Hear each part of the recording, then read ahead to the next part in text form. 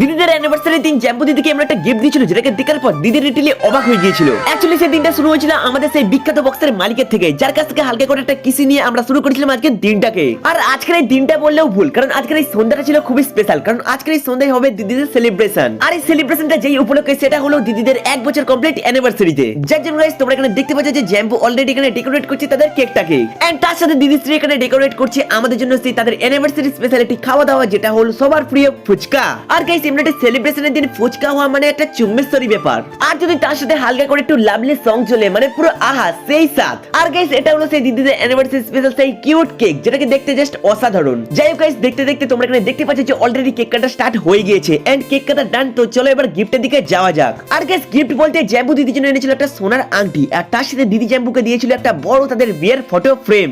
যেই ফটো ফ্রেমটা দেখতে জাস্ট অসাধারণ ছিল। বাই দ্য ওয়ে গাইস তোমরা এখানে দেখতে পাচ্ছ ফাইনালি দিদি আর জ্যাম্পু সবার কাছে আশীর্বাদ দিতে চলেও গিয়েছে। বাই দ্য ওয়ে গাইস এরা এখন আশীর্বাদ নিক, আমরা এখন কেকের সাথে ফুচকা খাই। তোমরা এরকম মিনি ব্লগ দেখে চ্যানেলটাকে সাবস্ক্রাইব করে দাও। আজকের মতো টাটা বাই বাই, দেখা হবে খুব শীঘ্রই।